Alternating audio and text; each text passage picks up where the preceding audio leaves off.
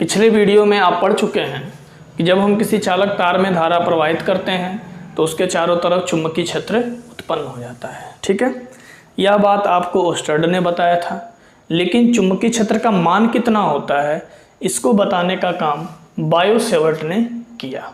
तो बायो-सेवर्ट का नियम क्या है कि धारावाही चालक तार के कारण जो उत्पन्न चुंबकीय क्षेत्र का मान दिया गया, ठीक है ना, उसी नियम को हम क्या बोल दिए, बायो-सेवर्ट का नियम बोल दिए। ठीक, तो चलिए हम इसका डेरिवेशन करते हैं कि बायो-सेवर्ट ने प्रयोगों के आधार पर क्या क्या ऑब्जर्व किया। ठीक है, यहाँ पे जो धारावाही चालक में धारा प्रवाहित होने के बाद, धारावाही चालक में धारा प्रवाहित होने के बाद जो जो ऑब्जर्वेशन बायो-सेवर्ट ने किया, ठीक है, उसको इन्होंने पॉइंट आउट कर लिया और सबको मिला करके एक नियम बना। उसी नियम को हम क्या बोलते हैं, बायो-सेवर्ट नियम कहते हैं। ठीक है, आइए हम आपको एक एक स्टेप सिखाते हैं। सबसे पहले एल लंबाई की एक धारावाही चालक तार है जिसमें धारा I प्रवाहित हो रही है। यहाँ से R दूरी पर एक बिंदु P है, R दूरी पर, जो इस चालक तार की लंबाई के साथ थीटा कोण बनाती है। ठीक है ना, तो यहीं पे हमको क्या करना है, चुंबकीय क्षेत्र निकालना है। इस L लंबाई का ये तार है, इसकी लंबाई क्या है, पूरी लंबाई क्या है, L है।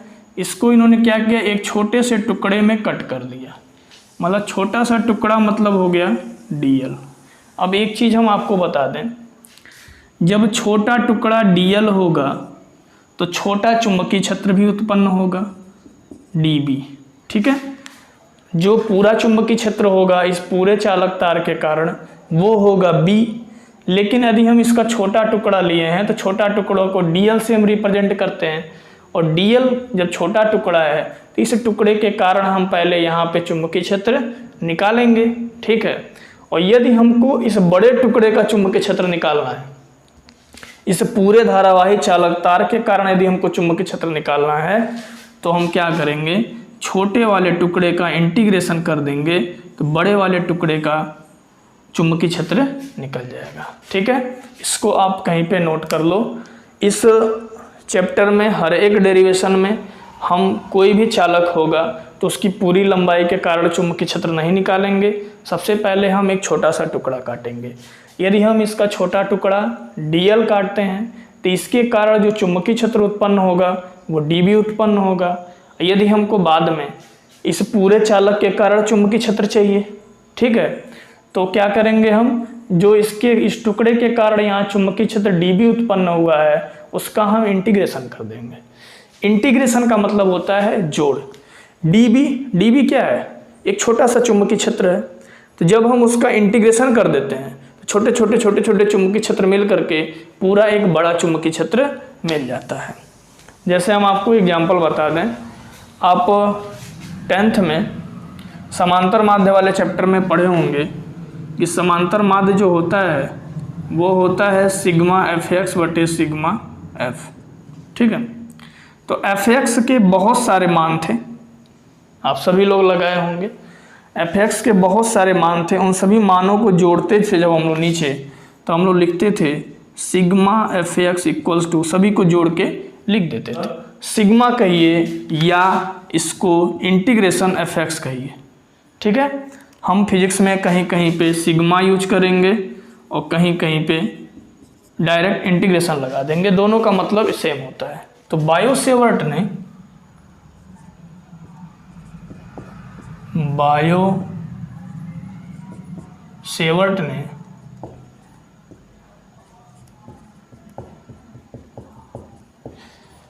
प्रयोगों के आधार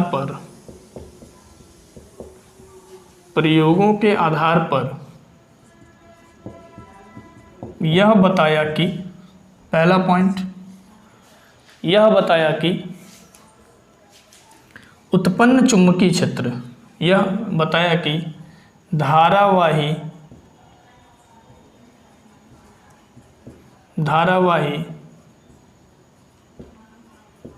चालक तार के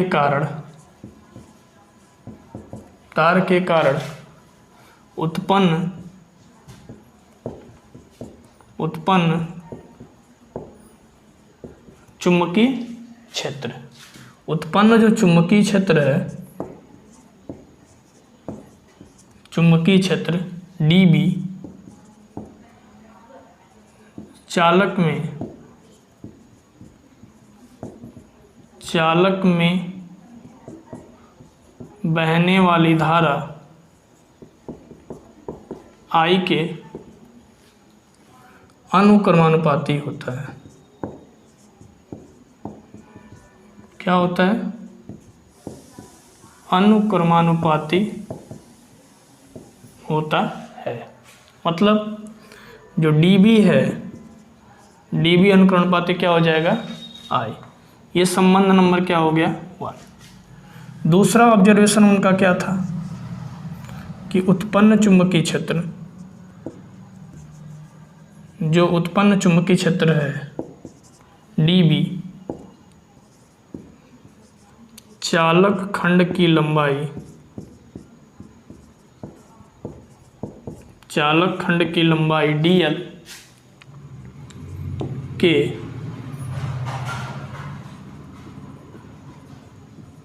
अनुक्रमानुपाती होता है। चालक खंड की लंबाई dl के अनुक्रमानुपाती होता है। मतलब dB जो होगा अनुक्रमानुपाती क्या होगा? dl। संबंध नंबर 2। ठीक है। धारावाही चालक तार में जब इन्होंने धारा प्रवाहित किया बायोसेवर्ट ने, तो बायोसेवर्ट ने क्या क्या दिया उसी का ये स्टेटमेंट है। ठीक है। तो पहला स्टेटमेंट ये है कि जो उत्पन्न चुंबकीय क्षेत्र है चालक में बहने वाली धारा के क्या हो जाती है? अनुक्रमानुपाती हो जाती है। और ये जो हम छोटा सा टुकड़ा लिए हैं dl, इसकी भी क्या हो जाती है? अनुक्रमानुपाती हो जाती है। तीसरी बात, चालक खंड चुंबकीय क्षेत्र B dB चालक खंड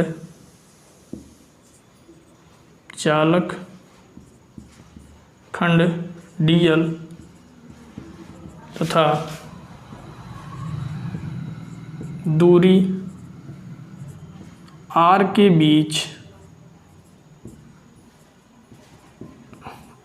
बीच बने कोण थीटा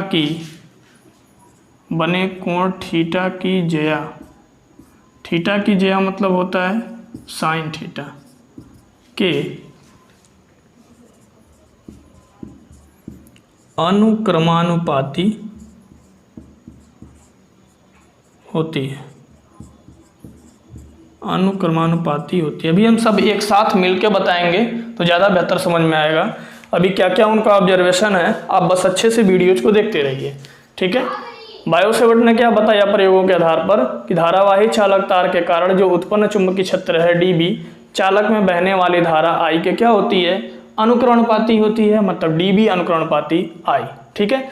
चालक खंड की लंबाई dl के अनुक्रमानुपाती होती है। मतलब dB अनुक्रमानुपाती dl। चालक खंड की लंबाई dl तथा दूरी r के बीच जो बना कोण है उसकी ज्या मतलब होता है साइन थीटा के अनुक्रमानुपाती होती है। मतलब dB अनुक्रमानुपाती साइन थीटा। तो ये हो गया संबंध नंबर 3। ठीक है। अब चौथा संबंध इन्होंने ये बताया कि जो उत्पन्न चुंबकीय क्षेत्र है, चालक खंड से दूरी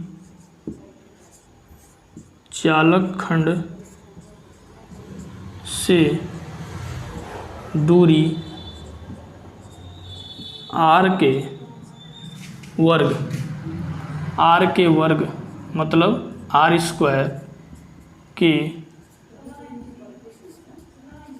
व्युत्क्रमानुपाती होती है। r स्क्वायर के व्युत्क्रमानुपाती होती है। ठीक है। चौथा पॉइंट इन्होंने बताया कि क्या होती है? dB जो होती है r स्क्वायर का क्या होती है? व्युत्क्रमानुपाती। ठीक है। अब देखो बायोसेवर्ट ने क्या किया? बायोसेवर्ट ने धारावाही चालक तार में एक धारा I प्रवाहित किया। यहाँ से r दूरी पर एक बिंदु P है जहाँ हमें चुंबकीय क्षेत्र क्या करना है? ज्ञात करना है। ठीक है। और यहाँ से इसकी इन दोनों के बीच में कितने एंगल का कोण बन रहा है? थीटा एंगल का कोण बन रहा है। तो बायोसेवर्ट ने ऑब्जर्व करके क्या देखा कि धारावाही चालक तार के कारण जो उत्पन्न चुंबकीय क्षेत्र का मान है, ठीक है, चालक में बहने वाली धारा I के अनुक्रमणपाती होती है, मतलब dB अनुक्रमणपाती I। ठीक, जो चुंबकीय क्षेत्र है चालक खंड की लंबाई dl के अनुक्रमणपाती होती है, मतलब ये जो dl है इसके क्या है, अनुक्रमणपाती होती है। चुंबकीय क्षेत्र चालक खंड dl तथा दूरी r के बीच बने कोण थीटा की ज्या साइन थीटा के अनुक्रमणपाती होती है, मतलब dB अनुक्रमणपाती क्या होता है, साइन थीटा। चालक खंड से दूरी r के वर्ग के व्युत्क्रमणपाती होती है, मतलब dB व्युत्क्रमणपाती r²। अब आगे हम आपको बताते हैं इन चारों संबंधों को मिलाने के बाद क्या बनता है। पहले बायो-सैवर्ट ने क्या बताया कि जो उसमें धारावाही चालक के कारण जो उत्पन्न चुंबकीय क्षेत्र है चालक में बहने वाली धारा I के अनुक्रमणपाती होता है, चालक खंड की लंबाई dl के अनुक्रमणपाती होता है, ठीक है, चालक खंड तथा दूरी r के बीच बने जो कोण है थीटा की ज्या के क्या होता है, अनुक्रमणपाती होता है, तथा चालक खंड से दूरी r के वर्ग के व्युत्क्रमणपाती होता है। ठीक है, ये संबंध नंबर 1 था, संबंध नंबर 2 था, ये संबंध नंबर 3 था और ये क्या था, 4 था। ठीक, इन चारों संबंधों से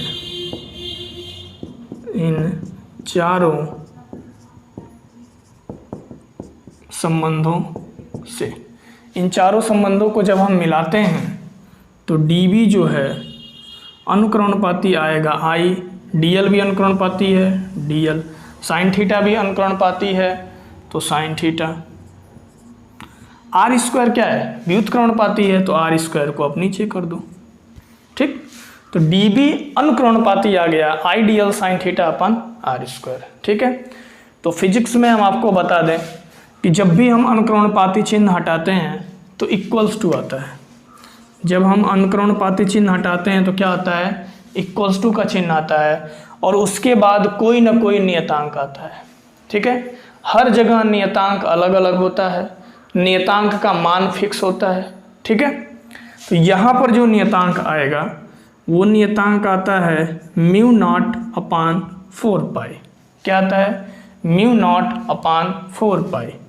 अब ये हो गया I dl sign theta upon r²। तो ये आपका मिल गया बायो-सैवर्ट का नियम। क्या क्या ऑब्जर्व किया बायो-सैवर्ट ने, पहला ऑब्जर्वेशन उनका ये था कि जो उत्पन्न चुंबकीय क्षेत्र है वो चालक तार में बहने वाली धारा I के अनुक्रमणपाती होता है, चालक खंड की लंबाई dl के अनुक्रमणपाती होता है, इनके और इनके बीच बने कोण थीटा की ज्या के अनुक्रमणपाती होता है, तथा यहाँ से यहाँ तक की जो दूरी r है उसके वर्ग के व्युत्क्रमणपाती होता है। ठीक, तो चारों संबंधों को जब हम मिलाते हैं तो यहाँ एक नियतांक आता है μ0/4π I dl sign theta upon r²। यही क्या है, यही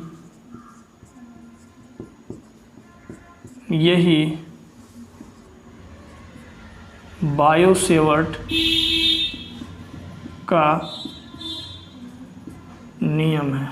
यही क्या है, बायो-सैवर्ट का नियम है, जहाँ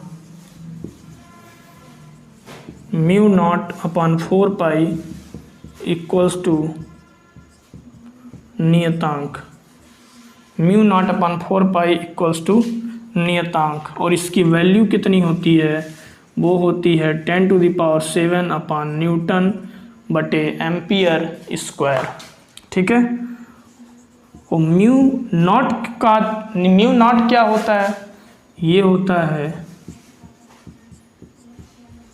निर्वात की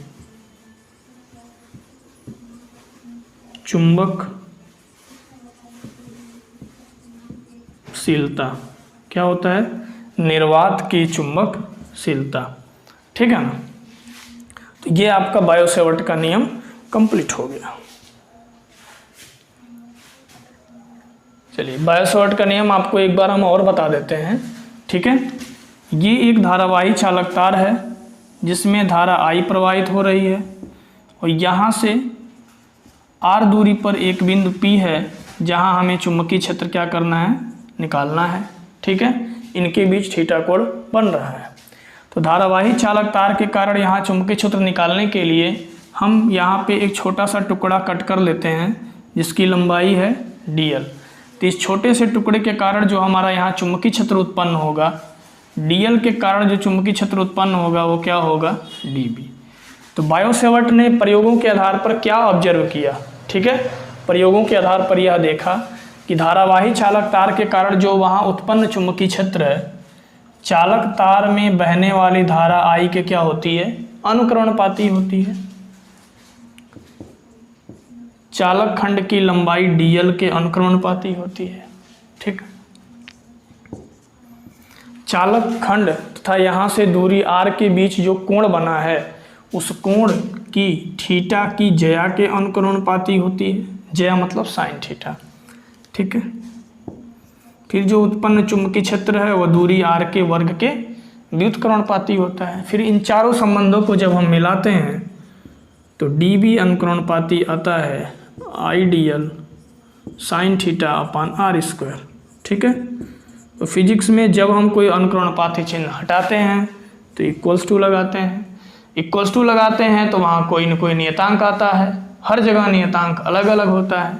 यहाँ पर क्या नियतांक है, mu naught upon 4 pi IDL sine theta upon r square, जहाँ म्यू नॉट अपान 4 पाई यह एक नियतांक है। क्या है, नियतांक है। इसका जो मान होता है 10⁻⁻7 न्यूटन बटे एम्पियर स्क्वायर, न्यूटन बटे एम्पियर स्क्वायर। और म्यू नॉट को हम बोलते हैं निर्वात की चुंबकशीलता। निर्वात की क्या बोलते हैं हम, चुंबकशीलता। तो ये आपका बायो-सेवर्ट नियम कंप्लीट हो गया। ये बहुत ही इम्पोर्टेंट कॉन्सेप्ट है, ठीक है। इस चैप्टर का सबसे समझिए मुख्य पॉइंट यही है, ठीक है। हम आगे जो भी डेरिवेशन करेंगे लगभग हर एक डेरिवेशन में बायो-सेवर्ट के नियम का प्रयोग है। तो अब आपका नेक्स्ट टॉपिक है निर्वात की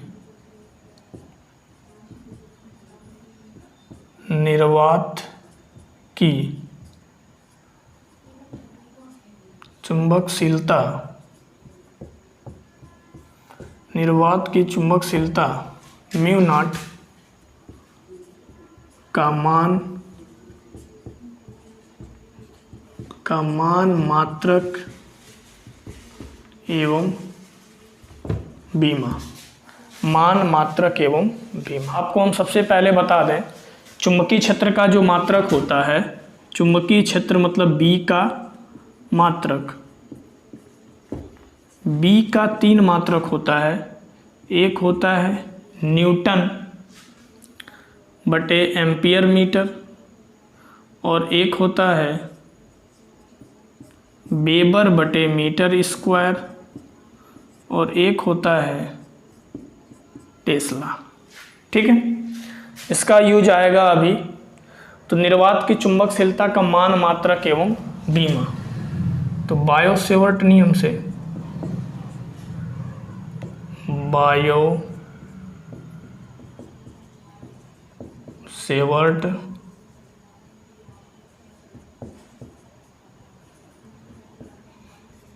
बायो-सेवर्ट नियम से क्या होता है, dB equals to mu naught upon 4 पाई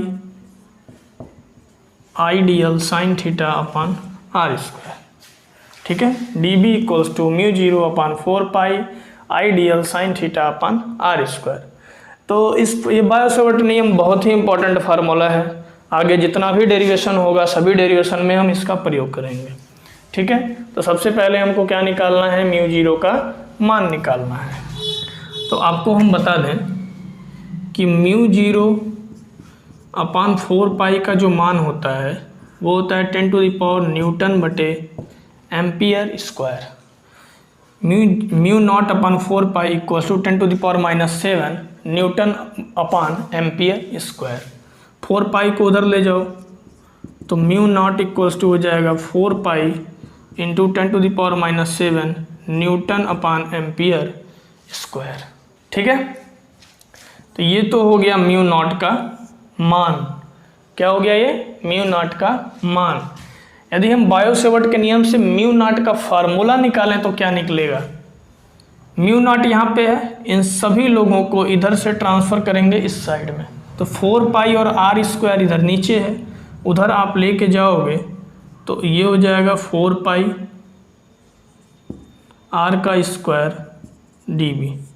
इन सबको इधर लेके आओगे तो ये हो जाएगा I D L sine theta equals to, इधर बच गया म्यू नॉट। तो म्यू नॉट का ये फार्मूला वाला मान हो गया और म्यू नॉट का ये ओरिजिनल वैल्यू हो गया क्या? म्यू 0/4 पाई इक्वल्स टू होता है 10⁻⁻7 न्यूटन अपान एम्पियर स्क्वायर। तो mu naught equals to 4 pi into 10⁻⁻7 newton upon ampere square. ठीक, हम ये फार्मूला क्यों निकाले? फार्मूला हम निकाले हैं कि म्यू 0 का मात्रक निकालने के लिए, म्यू नॉट का मात्रक निकालने के लिए हम बायो-सेवर्ट के नियम का हेल्प लेके इसका हम फार्मूला निकाले हैं। ठीक है, अब देखिए हम इसका मात्रक कैसे निकाल पाते हैं। ये 3 मात्रक है, ये 3 मात्रक आपको चुंबकीय क्षेत्र का याद होना चाहिए। ठीक है, ये तीनों मात्रक होगा तो बड़े आराम से हम मात्रक निकाल पाएंगे। तो म्यू नॉट का मात्रक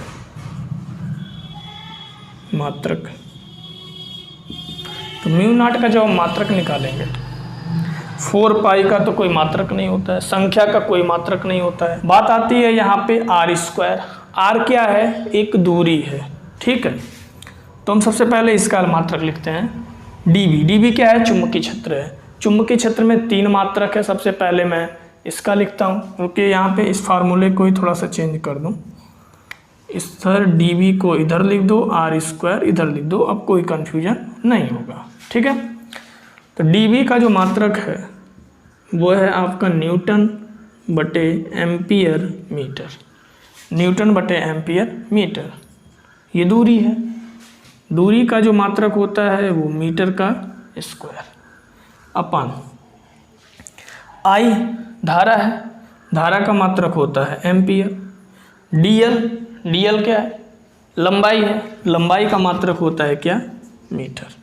ठीक है, क्या होता है? मीटर। अब आप देखो, ऊपर हो गया न्यूटन मीटर स्क्वायर, ये वाला एम्पियर नीचे आएगा तो एम्पियर स्क्वायर हो जाएगा, ये वाला मीटर नीचे आएगा तो मीटर स्क्वायर हो जाएगा। मतलब मीटर स्क्वायर से मीटर स्क्वायर कैंसिल हो जाएगा, तो ये आपका आ जाएगा न्यूटन बटे एम्पियर स्क्वायर म्यू नॉट का पहला मात्रक। ठीक, अब दूसरा मात्रक देखो, म्यू नॉट का मात्रक देखो दूसरा। सेम फार्मूले से हम निकालेंगे, बस यही है चुंबकीय क्षेत्र के अलग अलग मात्रक का हम प्रयोग करेंगे। ठीक है, तो पहले मात्रक का हम प्रयोग किए तो क्या निकला? न्यूटन बटे एम्पियर स्क्वायर। अब दूसरे मात्रक का प्रयोग करते हैं। 4 पाई का तो कोई मात्रक होगा नहीं, डीबी का जो मात्रक हो जाएगा वो हो जाएगा वेबर बटे मीटर स्क्वायर। यहाँ दूरी है, दूरी का मात्रक हो गया मीटर स्क्वायर बटे आई मतलब धारा, धारा का मात्रक होता है एम्पियर। डीएल का मात्रक हो गया मीटर। तो मीटर स्क्वायर से मीटर स्क्वायर कैंसिल हो गया, तो फिर ये आपका मात्रक हो गया वेबर बटे एम्पियर मीटर। देखिए, चुंबकीय क्षेत्र और निर्वात की चुंबकशीलता म्यू नॉट, ठीक है, ये मोस्ट इंपॉर्टेंट मात्रक हैं, बहुविकल्पी प्रश्न में अक्सर एग्जाम में पूछ लिए जाते हैं। अब हम इसका तीसरा मात्रक निकालते हैं, म्यू नॉट का मात्रक। तो तीसरा मात्रक जब हम निकालेंगे तो चुंबकीय क्षेत्र का तीसरा मात्रक का यूज करेंगे। तो चुंबकीय क्षेत्र की जगह क्या लिखेंगे? टेस्ला लिखेंगे। दूरी आर है, इसके जगह क्या लिखेंगे? मीटर लिखेंगे, मीटर स्क्वायर। आई की जगह क्या लिखेंगे? एम्पियर लिखेंगे। dl की जगह क्या लिखेंगे, मीटर लिखेंगे। ठीक, तो 1 मीटर से 1 मीटर कैंसिल हो जाएगा, तो ये बचेगा टेस्ला मीटर बटे एम्पियर, टेस्ला मीटर बटे एम्पियर। तो चुंबकीय क्षेत्र का 3 मात्रक हम पहले आपको बता चुके थे, क्या है, न्यूटन बटे एम्पियर मीटर, वेबर बटे मीटर स्क्वायर, टेस्ला। अभी यहाँ पे म्यू नॉट क्या है, निर्वात की चुंबकशीलता है। दोनों के मात्रक मोस्ट इंपॉर्टेंट है, दोनों का बीमा मोस्ट इंपॉर्टेंट है। ठीक है, चुंबकीय क्षेत्र का परिभाषा मोस्ट इंपॉर्टेंट है, ये सब एग्जाम में पूछे जाते हैं। म्यू नॉट का बीमा, म्यू नॉट का बीमा। तो बीमा देखो, जब तक मात्रक नहीं पता होगा, फार्मूला नहीं पता होगा, बीमा नहीं निकल पाएगा। ठीक है, तो म्यू नॉट का मात्रक क्या होता है, न्यूटन बटे एम्पियर स्क्वायर। तो बीमा क्या होगा, न्यूटन की बीमा, न्यूटन मतलब बल की बीमा, फिर अपान एम्पियर की बीमा मतलब धारा की बीमा। ठीक है, तो न्यूटन जब तुम बल की बीमा निकालोगे तो ये होगा mL/T/-2, mL/T/-2, और धारा का जो बीमा होता है वो A होता है, A का स्क्वायर। अब ये हो जाएगा mL/T/-2, A ऊपर जाएगा तो क्या हो जाएगा, A/-2। ठीक, इसका जो मूल मात्रक हो जाएगा वो हो जाएगा किलोग्राम मीटर सेकंड पे -2 और एम्पियर पे -2। ठीक है, तो ये आपका बायो-सेवर्ट नियम हो गया। बायो-सेवर्ट के नियम के बाद म्यू नॉट का मान हो गया, बीमा हो गया और मात्रक हो गया। म्यू नॉट क्या है, निर्वात की चुंबकशीलता है। अब आपका अगला हेडिंग है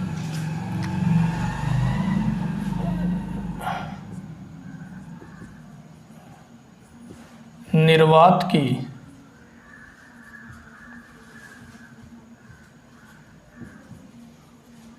चुंबकशीलता, चुंबकशीलता म्यू नॉट तथा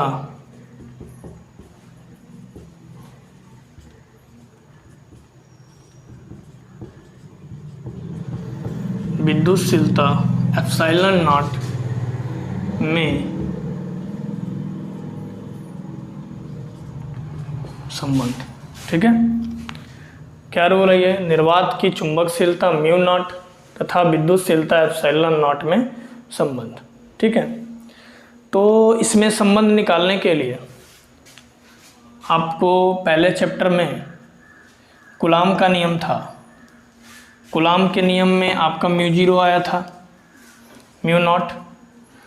चुंबकशीलता ये किस में आया है, बायो-सेवर्ट नियम में आया है।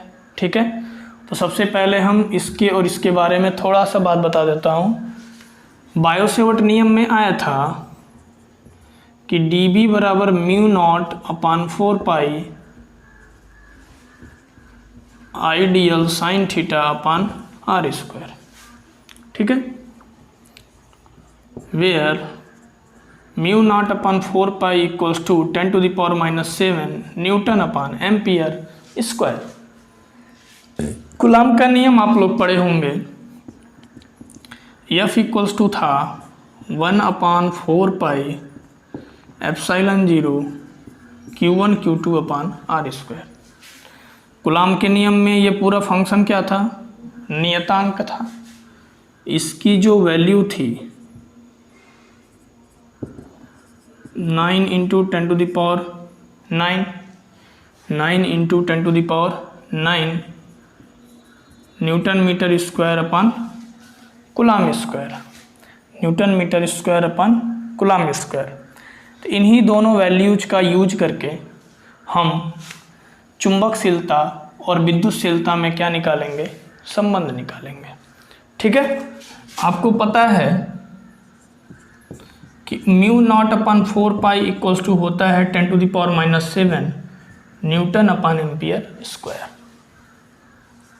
तो mu naught equals to 4 pi को ज़रा आप ट्रांसफर कर दीजिए, 4 pi into 10⁻⁻7 newton upon ampere square. ये हो गया इक्वेशन फर्स्ट। ओके। फिर आपको एक चीज़ और पता है कि 1/4πε0 होता है 9 × 10⁹ newton metre square upon coulomb square. ठीक है, तो एप्सिलॉन नॉट यहाँ पे नीचे है, इसको हम ऊपर की तरफ करते हैं, इसको पलटी मरवा दो। इसको जब पलटी मराओगे तो ये हो जाएगा 4πε0, तो ये भी पलटी मारेगा, ये पलटी मार के नीचे आ जाएगा 9 × 10⁹। ठीक है, तो इसके मात्रक भी पलटी मारेंगे, ये ऊपर जाएगा, कूलम का स्क्वायर बटे क्या होगा, न्यूटन मीटर स्क्वायर। ठीक, अब एप्सिलॉन नॉट यहाँ से निकालो, 4π इधर आ जाएगा, 4π 9 × 10⁹ coulomb square newton metre square. इसको बना लो इक्वेशन नंबर 2। ठीक, अब हम करते हैं समीकरण 1 × 2 से समीकरण 1 व 2 का गुणा कर देते हैं, तो ये हो जाएगा μ0 × epsilon not. Left hand side का लेफ्ट हैंड साइड में मल्टीप्लाई हो जाएगा, तो इधर हो जाएगा 4π × 10⁻⁷। पूरा मात्रक के साथ लिखेंगे, ठीक है, मात्रक नहीं छोड़ना है, नहीं तो बाद में दिक्कत हो जाएगी। और इसकी वैल्यू लिखेंगे 1/4π 9 × 10⁹ कूलम का स्क्वायर न्यूटन मीटर स्क्वायर। अब देखो, अब ये न्यूटन से ये न्यूटन कैंसिल हो गया, ये 4π से ये 4π कैंसिल हो गया। ठीक है, चूंकि हम कैंसिल करके दिखा नहीं रहे हैं, आप देखो ये न्यूटन से ये न्यूटन कैंसिल हो गया। ठीक है, और 4π से 4π कैंसिल हो गया, और 10⁻⁷ अंश में है। ठीक है, तो इसको जब हम नीचे लाएंगे तो 10⁻+7 हो जाएगा। मतलब ये हो गया μ0 एप्सिलॉन नॉट इक्वल्स टू हो गया 1/9 × 10⁹ इंटू ये -7 है, तो नीचे आएगा क्या हो जाएगा 10⁻7 हो जाएगा। न्यूटन से न्यूटन कट हो गया। अब यहाँ बचा कूलम स्क्वायर बटे एम्पियर स्क्वायर मीटर स्क्वायर। ठीक, आपको हम एक रफ वर्क बता दें। सबसे पहले आप पहले चैप्टर में पढ़े होंगे कि आवेश प्रवाह की दर को हम क्या कहते हैं, धारा कहते हैं। ठीक, टी का इधर मल्टीप्लिकेशन करोगे तो IT बराबर क्या होगा, Q। धारा का मात्रक होता है एम्पियर, समय का मात्रक होता है सेकंड, आवेश का मात्रक होता है कूलम। मतलब जहाँ कूलम है वहाँ पे एम्पियर सेकंड हम लिख सकते हैं। देखो, जहाँ कूलम है वहाँ मैं क्या लिख सकता हूँ, एम्पियर सेकंड। ठीक है, जहाँ कूलम है वहाँ क्या लिख सकता हूँ, एम्पियर सेकंड। अब देखो, तो यहाँ हो जाएगा μ0 ε0 इक्वल्स टू 1/9 इंटू, देखो बेस सेम है तो पावर ऐड हो जाएगा। ठीक है, तो 9 7 क्या हो गया 16। यहाँ देखो कूलम का स्क्वायर है, अभी हम आपको बताए थे कि कूलम को एम्पियर सेकंड लिख सकते हैं। तो यहाँ जब लिखोगे तो ये हो जाएगा एम्पियर का स्क्वायर सेकंड का स्क्वायर, क्योंकि कूलम का स्क्वायर है। कूलम की जगह जब हम एम्पियर सेकंड रखेंगे, ठीक है, तो स्क्वायर होने के नाते क्या हो जाएगा, एम्पियर का स्क्वायर सेकंड का स्क्वायर। और नीचे क्या दे रखा है, एम्पियर स्क्वायर इंटू मीटर का square, ampere square into metre का स्क्वायर। तो एम्पियर स्क्वायर से एम्पियर स्क्वायर क्या हो गया, कैंसिल हो गया।